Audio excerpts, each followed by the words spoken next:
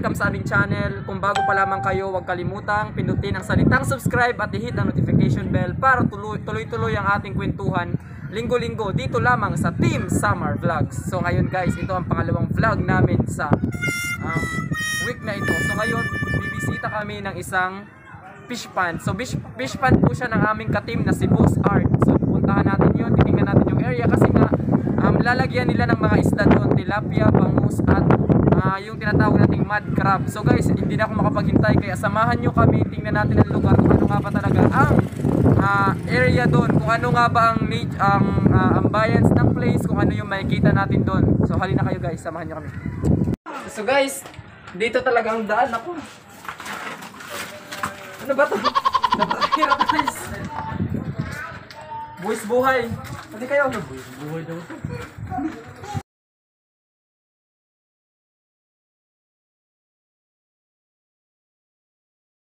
Kasya ka? So dito yung daan guys, tingnan nyo, meron silang mga alagang mga, ano ba to sa Tagalog? Pato ba ito? Itik. Itik. Meron silang manok. At may hanging bridge pa. Ito guys, may poultry sila dito.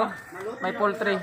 Dito nga pala namin aalagaan yung mga ka-team namin na si Boss Dave, sila Kuya Pacifico, sila Boss Junil, dito sila aalagaan.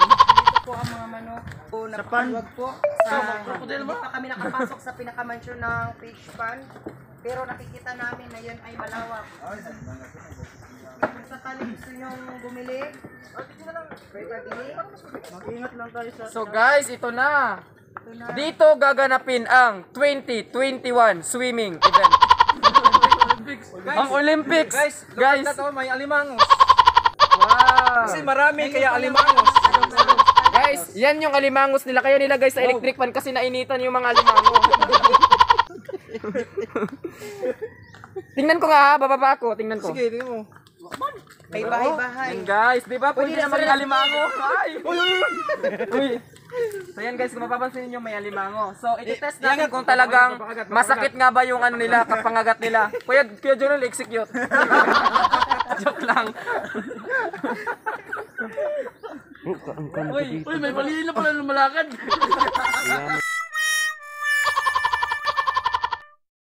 Yun yung sa akin. Boss, medyo backyard lang yung sa akin. Ito lahat, boss? Ito lahat? Ito sa kini sa biyanan ko ini. Ito sa Yung sa ako boss dito. Ikaw boss yung humuli ng mga limango na yan? Hindi, binili ko lang. Binili mo lang. Boss, 250 yung isang kilo. Very expensive. Oh, smile! Oh, dili dun sa dulo. Tara. Tara guys, punta tayo doon sa dulo.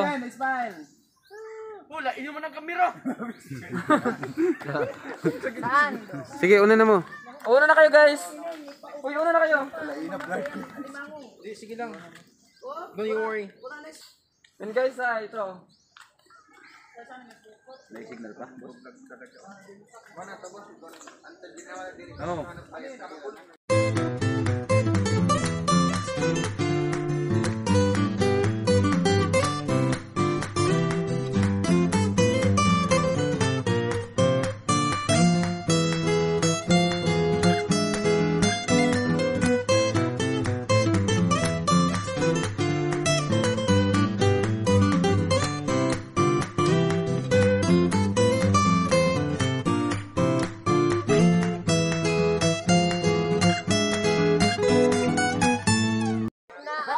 Guys, tingnan nyo. Nung dumaan lang sila Kuya Junel at Kuya Dave, ito na nangyari sa lupa. Napakabigat talaga nila. Tingnan mo. Kami makaagi ng maayos. Naku, pinapawisan tuloy ako ng singot. Bro, ano ka?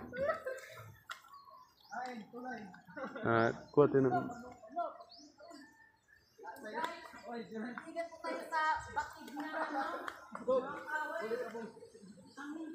Mga parikoy, ito yung fish pond ng Gracioso family. Ito, sobrang lawak. Dito yan sa Barangay Buenavista, San Isidro, Northern Samar.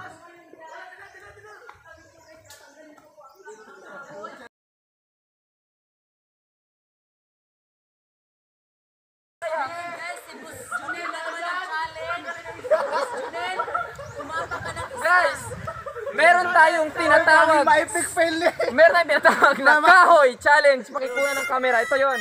Ito yung tulay.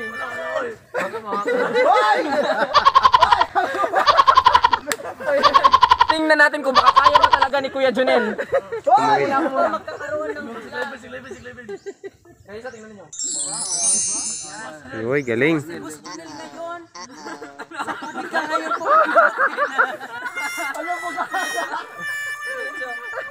Ito siya mahulog ano. Wala yan. Kakain lang po ni Bus Junel, kaya po hindi natin malaman kung mabigat ba siya o hindi. Ibalik nila. Guys, tingnan natin.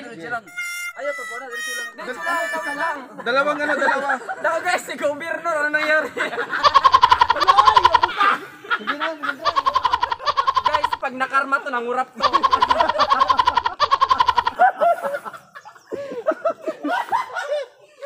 Abante bro. So ayan, guys, narinig ko talaga kanina nagreklamo yung kahoy. Hindi na daw niya kaya.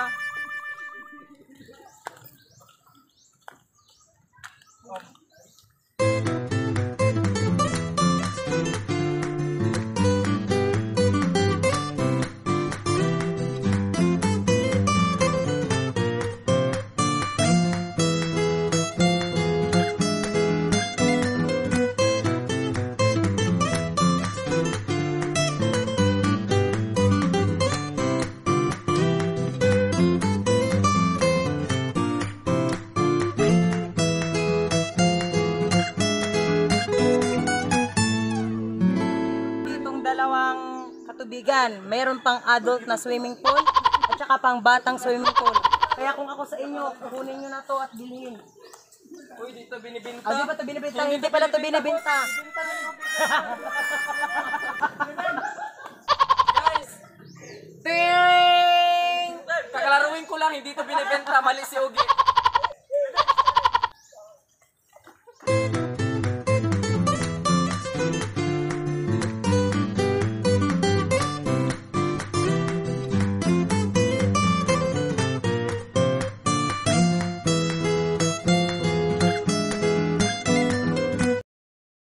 Dito, may duyan, oh.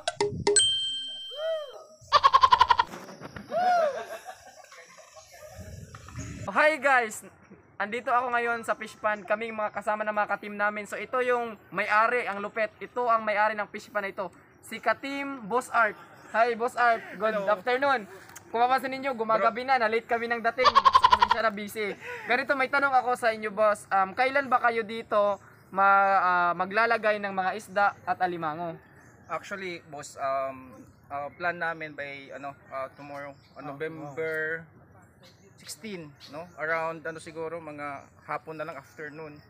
So, Ba to boss, maselan ba yung pag-aalaga ng fish pond? actually medyo masilan kaya kung mapapansin mo yan, yung mga dumi, kung hindi yan alisin, mamamatay yung bangos. At the same time, yung kanilang kaliskis, o pagka nawala yon, so magkakasakit yung isda. So ano yung rason mo boss, o what is your purpose? Bakit ka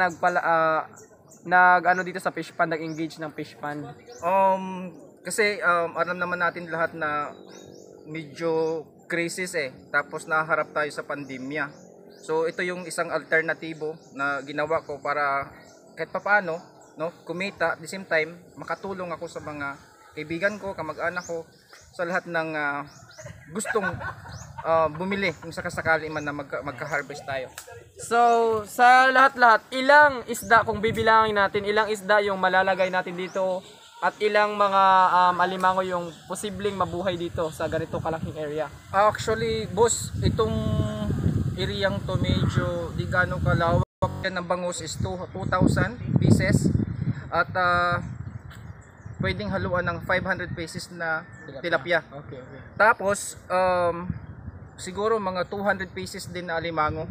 So pagsabay-sabayin namin yan para kahit papaano, pag after 3 months, 4 months, harvest time na yon. So kahit papaano, maliit man yung area, marami yung pwede mong ibenta na produkto.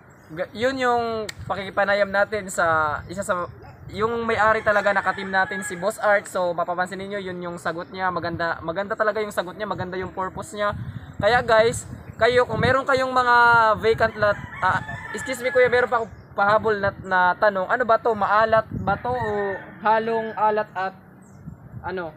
Maalat po ang tubig dito. Pero pagka umuulan, no, medyo gahalo na yung tubig ulan tsaka tubig dagat. Ito na ba yung tinatawag na estuaries, no? Yung halo yung alat tsaka yung tabang kasi dito nabubuhay yung bangus. So yun guys, maraming salamat sa panonood. Kung mapapansin niyo, pakitutok ng camera, busy yung iba diyan kasi selfie. Tingnan mo, talaga yung mga friends nila sa Facebook, yung mukha na lang nila yung lumalabas doon sa kasi selfie kaysa ang lugar. So say hi sa ating mga subscriber. Ay video. So yun guys, abangan na naman ninyo ang part 2 ng aming vlog. Yun yung pinaka-eksklusibo. Makikita. Boss, kung mapapansin nyo, meron akong bakod, no?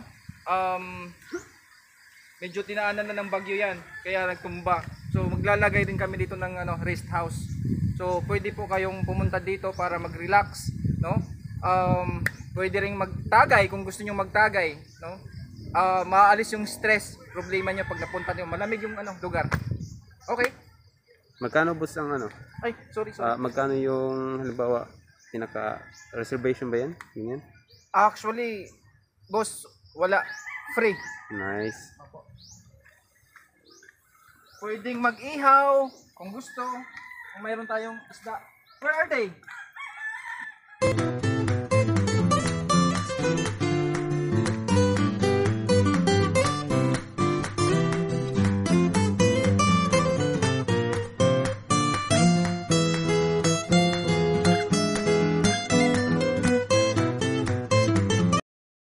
At do not forget to subscribe, like, comment, and share sa aming YouTube channel na Philosopher Vlogs at sa Facebook page naman namin na Team Summer Vlogs. Paki-like doon at share na lang sa aming video. Maraming salamat sa panonood. God bless us all. Boss.